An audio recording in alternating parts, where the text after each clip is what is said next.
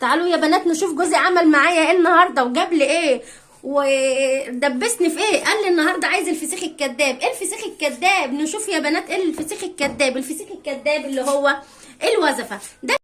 السلام عليكم ورحمه الله وبركاته. اللهم صل على محمد وعلى اله اصحابه اجمعين. ازيكم يا احلى متابعين واحلى اخوات واحلى مشاهدين في الدنيا. تعالوا نشوف النهارده هنعمل ايه. هنعمل فسيخ الكداب. ايه الفسيخ الكداب وايه اللي انت حاطاه ده؟ بس قبل ما نبدا في الفيديو ما تنسوناش في اللايك والشير والاشتراك وتفعيل الجرس يا احلى مشاهدين واحلى متابعين في الدنيا. وتعالوا نشوف احنا هنعمل ايه النهارده. طبعا هنعمل فسيخ الكداب. الفسيخ الكداب ايه هو؟ دي الفسيخ اللي اسمها الوزفه. هنعملها فسيخ بتبقى حلوه جدا جدا جدا يا بنات. ازاي هنعملها؟ طبعا هنعملها زي الفسيخ العادي خالص بس هنزودها الزيت. يلا نشوف الطريقه ونشوف الايه اللي هنعملها ازاي. تعالوا معايا. تعالوا يا بنات نشوف جوزي عمل معايا ايه النهارده وجاب لي ايه ودبسني في ايه. قال لي النهارده عايز الفسيخ الكداب. ايه الفسيخ الكداب؟ نشوف يا بنات ايه الفسيخ الكداب. الفسيخ الكداب اللي هو الوزفه ده. الفسيخ الكداب قال لي تعالي انا نفسي فيه قوي قوي قوي بقالي كتير ما عملتوش.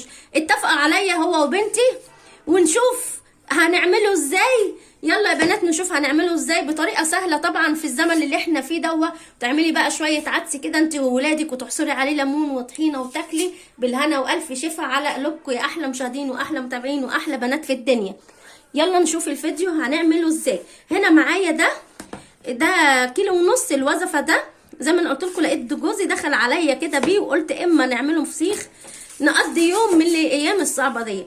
احنا هنا معايا الوصفه او الفسيخ الكداب في قلب الطبق كده. غسلته وصفيته حلو جدا جدا جدا ما فيهوش ميه خالص كده زي ما انتم شايفين. وهنرش في نفس الطبق هنرش عليه الملح كده بالطريقه دي كده بس ما تحدقهوش طبعا عشان ما يبقاش حادق منك. اهو حلو قوي كده. هنحط عليه شويه زيت.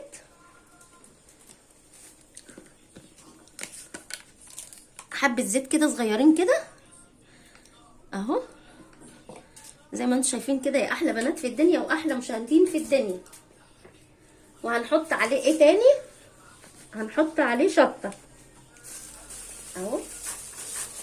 معايا هنا شطه بس بقى نار نار نار. هننزل كده حبه زي ما انتم شايفين كده بنات اهو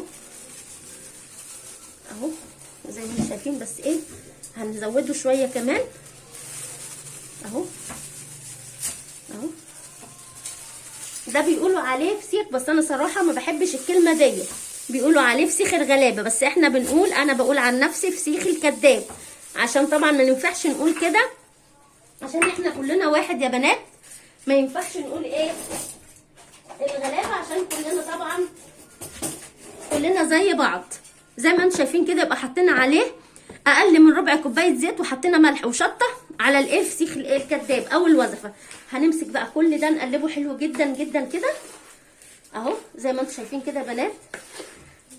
هنقلب كده حلو كده كله كده ببعضيه اهو حلو كده جدا جدا جدا. لازم تقلبيه حلو قوي قوي قوي. طبعا الفسيخ الكداب ده او الوزفه ما بتاخدش معانا يعني يوم اتنين التالت تاكليه على طول اهو. تنضفيه بقى كده وتاكلي منه بطحينه وليمون بيبقى تحفه تحفه تحفه يا جماله يا حركاته ويا تكاته. زي ما انتم شايفين كده يا احلى متابعين واحلى مشاهدين في الدنيا. هنا قلبناها كلها كده بمعلقه بالمنظر ده كده اهو زي ما انتم شايفين كده بنات اهو.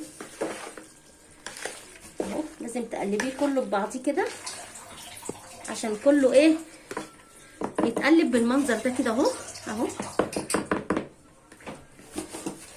طبعا هديله بس حبه زيت صغيرين كده تاني اهو عشان تبقى طبعا عشان هي بتبقى يعني مش سمينه قوي وعشان ما تبقاش معصعصه منك. الزيت ده بيخليها طريه وحلوه اهو. هنديها برده تقليبه كده حلوه كده زي ما انتم شايفين. معايا بقى برطمان طبعا ده احنا ما عندناش هنخلي فيه تاني. هنحطه ايه، هنحطه كده في قلب البرطمان كده اهو كله كده. وكلي بقى انت وولادك حبه عدس كده، حبه طبعا اللي يعرف رز وفول الحراتي بيبقى تحفه جدا جدا جدا اهو. بتبقى اكله هنيه. تجيبي بطاطس تحمريها طبعا وتقضي يوم طبعا. وكلنا بنحب الفسيخ. هتجيبي طبعا الوظف هتجيب 25 جنيه كيلو، وهتعملي فسيخ هتجيبي ربع كيلو عدس، نص عدس اهو زي ما انتم شايفين كده بنات. كلها كده اهو اهو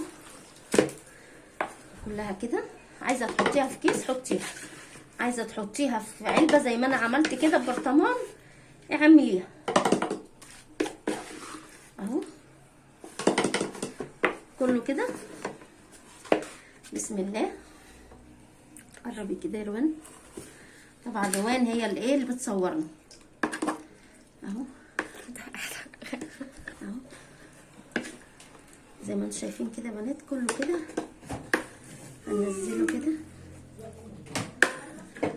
اهو زي ما انتم شايفين كده بنات اهو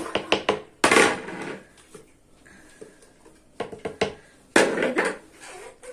هناخد بقى دي كده اهو. ناقص هنا بقى ايه وقعوا كده، هناخدهم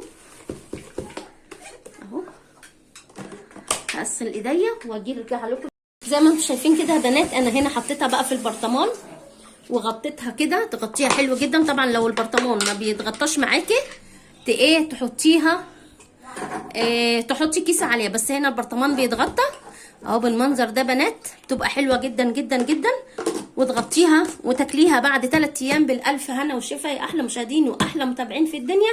ويا رب في الفيديو الصغنن ده والحاجات اللي احنا بنعملها طبعا بجدد لكم في القناه. ما تنسوناش بقى في اللايك والشير والاشتراك وتفعيل الجرس. والسلام عليكم ورحمه الله وبركاته.